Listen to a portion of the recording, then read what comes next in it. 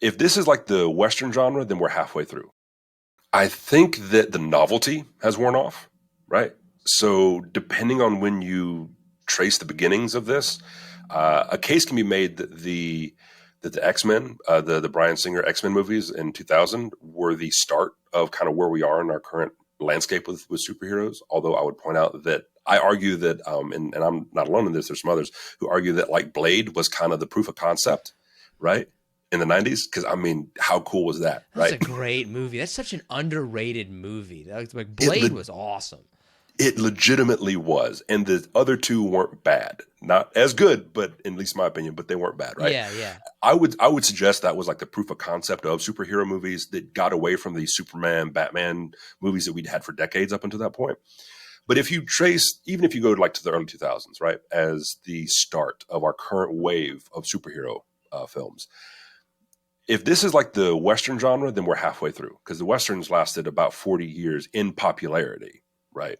Um, and so we might be about halfway through, and that means we're probably due for some waning, which I think is part of why Disney has said that they're going to slow down the release of their properties and stuff because, like, I think they're concerned about over inundating people, especially after like the conclusion of Endgame. So obviously, superheroes are very popular. You can't. It seems like a new movie comes out every week or every month. But do they mean more to us now than they have in the past? It fluctuates. It comes and goes. So, for example, okay, if we trace like the first superhero comic, not comic book, but the first superhero comic to Superman, right? So that's 1938, right? And he's wildly popular and wildly successful. And so is Batman, and so is Wonder Woman, and all those other like golden age heroes up until about the 1950s when we see a dramatic drop off because of anxieties surrounding them. Um, there's a reason that comic books were intensely popular during the Depression and in the years afterwards, right? It was a way for people to escape a little bit and to really grapple onto something. But over time, that changes. In the 50s, you had a huge scare that they were part of the moral degradation of the youth, in particular because Wonder Woman was setting an example for how women should not be, according to the sort of dominant social norms at the time. Um, uh, Goodness gracious, Bill Marston, his name escaped me for a minute. Bill Marston, who wrote Wonder Woman to be socially and in particular sexually subversive at the time. And so when people were sort of reading into that stuff, like the public pressure made the decline. And so from the 50s into the 60s, you see a precipitous drop in the number of titles that are being printed and the circulation, all that kind of stuff. And then they boom again, right? Into like the 60s and what we call the Silver Age, which is where like Atlas Comics becomes Marvel Comics with the creation of Iron Man and Thor and all of them, and they're hugely popular again. But they're popular among young people again, right? They've always been for all audiences, but they post like the '60s, they tend to be more resonant with young folks. And then they go up and they go down. In the '90s, like the reason that we have Spider-Man being made by Sony and the X-Men being made by Fox and the MCU in its current iteration, starting back in 2008, was because Marvel sold off their properties because they were going under, right? They had to make money. So again, it comes and goes. Was there ever a time that you would say that like, this was the peak? The peak of, not the peak of their popularity, but their peak of their influence in society?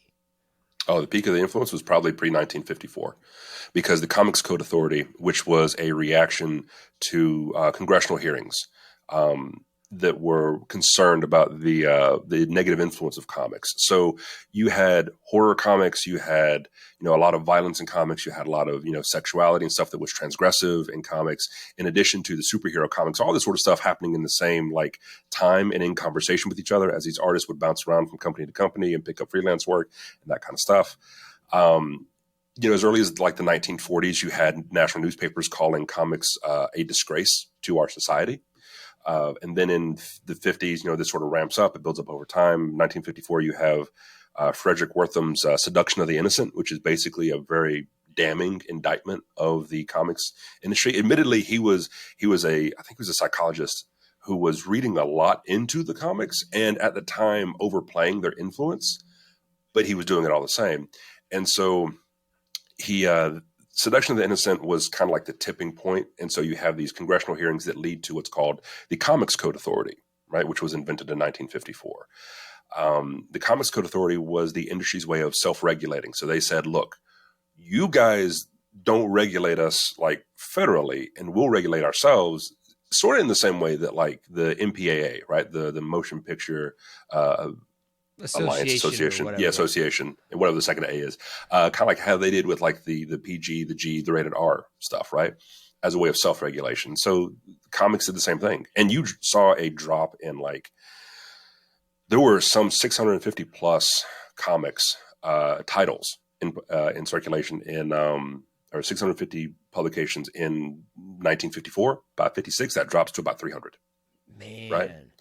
And the influence of the comics industry would never be the same up until maybe arguably, the early 2000s with the MCU and later the DC, EU and stuff and things like that.